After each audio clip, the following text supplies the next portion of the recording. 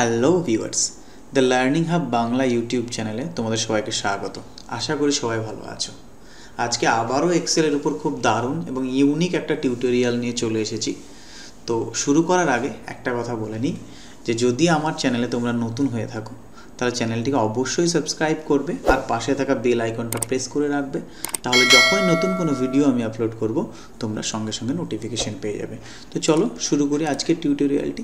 তো তোমরা এখানে একটা ডেটা শিট দেখতেই পাচ্ছ যে এখানে কিছু নাম এন্ট্রি করা আছে। আজকের টিউটোরিয়ালে আমরা যেটা শিখব সেটা এক্সেল এবং ডজের হেল্প নিয়ে একটা জিনিস করা, এবং সেটা অবশ্যই ইউনিক একটা জিনিস। এক কথায় বলতে গেলে ফোল্ডার ক্রিয়েট করা। ফোল্ডার তৈরি করা আমরা প্রত্যেকেই জানি যে রাইট ক্লিক নিউ করে ফোল্ডার তৈরি করতে হয়। তাহলে এখানে আবার ফোল্ডার তৈরি করা শিখে কী লাভ? এটা ওই রকম নয়, এটা হচ্ছে একসঙ্গে যতগুলো নাম দেখতে পাচ্ছ ততগুলো নাম একটা ক্লিক করব, সমস্ত নামের ফোল্ডারগুলো তৈরি হয়ে যাবে। এবং এটার জন্য আমাদেরকে যেটা করতে হবে, এক্সেলের হেল্প নিতে হবে, পাশাপাশি ডজেরও হেল্প নিতে হবে। তো প্রথমে এক্সেলের হেল্পের জন্য যেটুকু দরকার সেটা করে নেব। তো তার জন্য আমাদেরকে যেটা করতে হবে, এখানে দেখো অনেকগুলো নাম লেখা আছে, আমরা এতগুলো ফোল্ডার একবারে ক্রিয়েট করব। এর থেকে আমরা বেশিও করতে পারি, 500, 5000, 5 লাখও যদি আমাদের এখানে এরকম ডেটা থাকে, একটা ক্লিক করব 5 লাখ ফোল্ডার কিন্তু ক্রিয়েট হয়ে যাবে। তো এক্সেল থেকে এই ফোল্ডার ক্রিয়েটের জন্য যে হেল্পটা লাগবে সেটা হচ্ছে এই যে নামগুলো তোমরা দেখতে পাচ্ছ, এই নামের আগে, প্রত্যেকটা নামের আগে কিন্তু আমাদেরকে এমডি বলে একটা টেক্সটকে অ্যাড করতে হবে। কেন অ্যাড করতে হবে সেটাও আমি বলে দিই। এমডি হচ্ছে ডজের একটা command, MD for make directory, অর্থাৎ ডজের মধ্যে ডাইরেক্টরি তৈরি করার জন্য এমডি কমান্ডটাকে ইউজ করা হয়। ডাইরেক্টরি বলতে ইন দ্য সেন্স এটা বোঝায়, আমরা উইন্ডোজে এক কথায় বলতে গেলে যেটা ফোল্ডার বলি সেটা ডজে ডাইরেক্টরি বলে, ঠিক আছে? তো উইন্ডোজে আমরা ফোল্ডার খুব ইজিলি প্রত্যেকেই তৈরি করতে জানি। Right click, then new, then folder.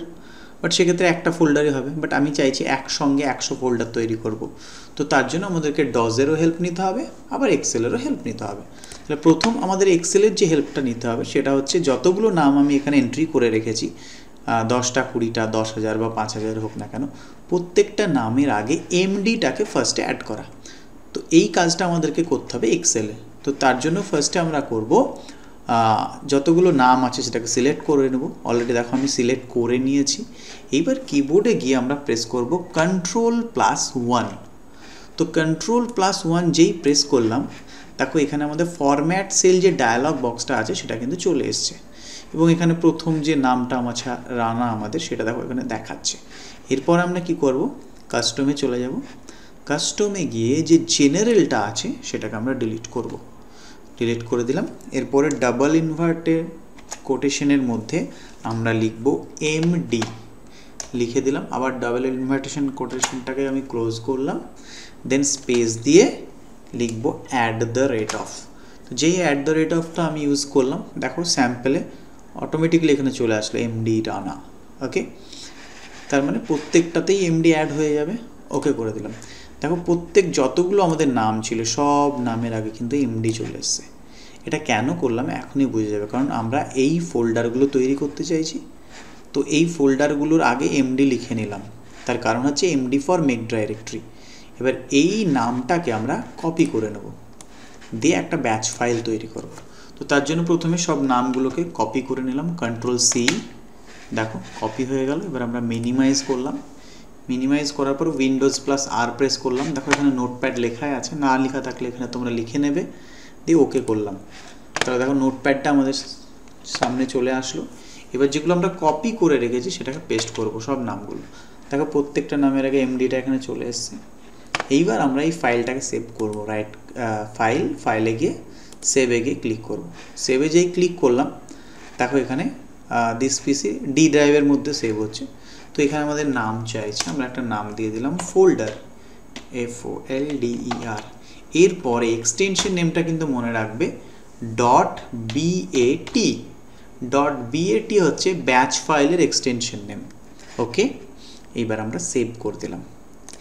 এর মানে এটা বোঝায় ওই ফাইলটাতে, ব্যাচ ফাইল মানে হচ্ছে যখন আমরা ব্যাচ ফাইলটাকে রান করব, যে কমান্ডগুলো দেওয়া আছে সেগুলো অটোমেটিক্যালি কাজ করবে। তো এখানে আমরা কমান্ড কি দিলাম, যে এমডি রানা, এমডি কুমার মানে মেক ডাইরেক্টরি, মানে এটার একটা ডাইরেক্টরি, এটার একটা ডাইরেক্টরি, এটা একটা ডাইরেক্টরি, সবগুলোর নামের আগে এমডি দেওয়া আছে, মানে প্রত্যেকটা ডাইরেক্টরি তৈরি করবে। ডাইরেক্টরি যেটাকে ডজে ডাইরেক্টরি বলা হয়, বাট এটাকে উইন্ডোজে আমরা বলি ফোল্ডার। আর আজকে আমরা এক ক্লিকে ফোল্ডার তৈরি করাটাই শিখছি। তো এটাকে আমরা ক্লোজ করে দিলাম। এবার আমরা যে ব্যাচ ফাইলটা তৈরি করলাম সেটা দেখার জন্য আমরা কোথায় সেভ করেছি, মাই কম্পিউটার মানে দিস পিসিতে আমরা চলে গেলাম। কোথায়, কোন ড্রাইভ, ডি ড্রাইভের মধ্যে আমরা সেভ করেছি। ডি ড্রাইভে ক্লিক করলাম। দেখো কি নাম দিয়েছিলাম, ফোল্ডার বলে একটা নাম দিয়েছিলাম, আর এক্সটেনশন কি দিয়েছিলাম, batch.bat। দেখো এখানে ফাইল টাইপে কি দেখাচ্ছে, উইন্ডোজ ব্যাচ ফাইল। এবং এই যে ব্যাচ ফাইল, এই ব্যাচ ফাইলের মধ্যে আমরা কি কমান্ড দিয়েছি, ব্যাচ ফাইলের কাজ হচ্ছে যে কমান্ডগুলো দেওয়া থাকবে সেটা পরপর কাজটা করতে থাকবে। এই ব্যাচ ফাইলের মধ্যে আমরা কি কমান্ড দিয়েছি, যে অনেকগুলো নাম এবং প্রত্যেকটার ফোল্ডার মানে মেক ডাইরেক্টরি তৈরি করতে দিয়েছি। যখন এই ব্যাচ ফাইলটার উপর একবার ক্লিক করব, দুবার ডাবল ক্লিক করে রান করে দেবো ফাইলটা, ওর কাজগুলো করে দেবে। দেখো কি হয়ে গেল না, সব দেখো ফোল্ডার তৈরি হয়ে গিয়েছে। ঠিক আছে, যতগুলো আমরা নাম লিখেছিলাম ততগুলো ফোল্ডার হয়ে গেছে। কি ট্রিকটা খুব দারুণ না? তাহলে আজকের আমরা যেটা শিখলাম সেটা হচ্ছে এক্সেল এবং ডজ দুটোর হেল্প নিয়ে ফোল্ডার ক্রিয়েশন। এবার এখানে আমরা কতগুলো নাম রেখেছিলাম, 14খানা মতো নাম রেখেছিলাম, তাই 14খানা ফোল্ডার হয়েছে।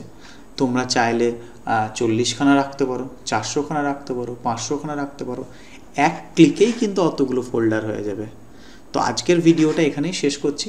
যদি ভিডিওটা ভালো লেগে থাকে অবশ্যই চ্যানেলটিকে সাবস্ক্রাইব করে দেবে, আর ভিডিওটা সবার মধ্যে শেয়ার করে দেবে, যাতে সবাই এই জিনিসগুলো, নতুন নতুন ট্রিকগুলো শিখতে আর সুযোগ পায়। ধন্যবাদ।